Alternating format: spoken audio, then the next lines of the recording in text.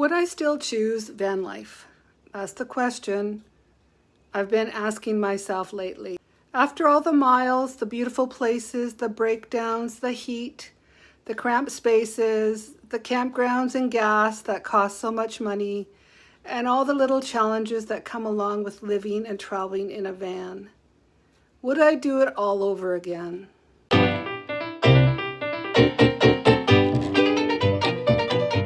And honestly, yes. When I began van life, I was thinking of traveling and seeing new places, along with having that freedom, being retired and having no commitments, just to go wherever I wanted, to wake up somewhere beautiful, to change my plans on a whim, to travel without worries about hotel rooms or packing or unpacking. And I still love all that. But van life has taught me that freedom doesn't mean that everything is easy. There are days when it's too hot, days when finding a good place to park is frustrating and time-consuming, days when the road is rough, the cell service disappears, exchange rates, van maintenance costs, campgrounds and boondocking spots don't live up to the hype. And sometimes you just want a little bit more space. It gets tiring to have to make decisions every day about parking, where to dump your waste, where to dump the garbage, where to get the water, where to get your basic necessities. Raining out, you can hear the rain on the roof. So I'm sitting here bundled up, trying to stay warm. This is van life, the beauty of van life. But then there are those mornings. You open the van door and you're looking at a lake, a mountain, a forest, or simply a beautiful stretch of desert or road. I make my coffee. I don't have anywhere to go. And I realize I'm doing exactly what I want to do. Those are the moments that make all the difficult ones worthwhile. I travel solo and love doing so. I can do what I want when I want. However, being weeks on end without talking to anyone can get a bit lonely. You meet other travelers and have a little bit of superficial chats, but no true connections. True connections are hard to get on the road. This is something I wasn't expecting when I started van life. I knew I was okay traveling. I felt safe. I had no worries about going there, but I also didn't realize how much I'd miss my family and friends. I've been doing van life for 6 years now, and life changes in 6 years. And that's one thing I didn't really think about when I first started van life. I didn't think beyond the first few years of van life.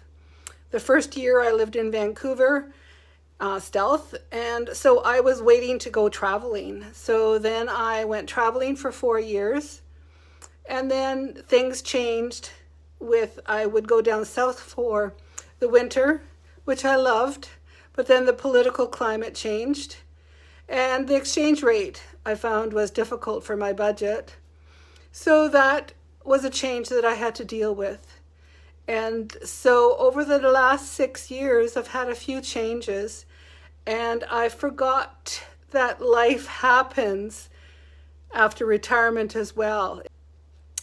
And the last winter I spent at the farm, the family farm, which is a great place for me just to hang out, relax, enjoy some of my other hobbies. I enjoy gardening and I enjoy doing arts and mosaics. I'm blessed with the best of two worlds. I have my van to travel when I want, and then I have a home base where I can come and just relax, have a bit of bigger space to live. So in retrospect, I really didn't plan my life when I went into van life. I just wanted to travel and see new places and have that freedom. And for 6 years, I've had that, and it's been wonderful. And I don't want to give that up. But it's also life changes. And I know young people grow and want different things, so van life will change for them. Older people, we can have health issues, or we have concerns about doing all the stuff that needs to be done in a van, or the weather affects us more. So looking back, I didn't really take the time to plan, but I guess that's okay too, because I knew I'd be in my van. I guess I planned to be in my van for at least 10 years. That was sort of the original plan. So I'm 6 years in, still enjoying it, still enjoying the travel. And also now I have a home base, which I enjoy as well. So just knowing that if you're starting van life, or if you're in van life, things can change. You can be flexible with what is needed for you. And I know some van life people it's van life or nothing. But for me, I've chosen to see that I can have a home base as well as enjoy the adventures and the travels. And then there's lucky.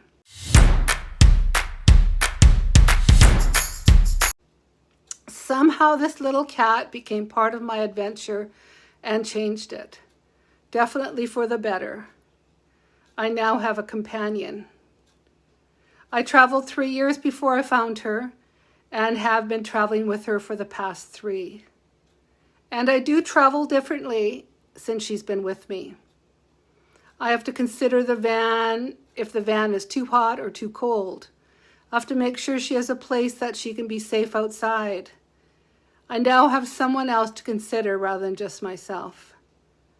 And sometimes that's difficult. Van life certainly hasn't turned out exactly the way I imagined it. But maybe that's the point. We don't always get the life we planned.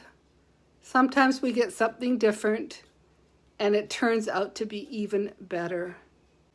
So would I choose van life? Yes, I would, for sure. Would I do everything differently? Probably not. I'd do maybe a few things differently. I've learned a lot along the way. I've learned what I really need.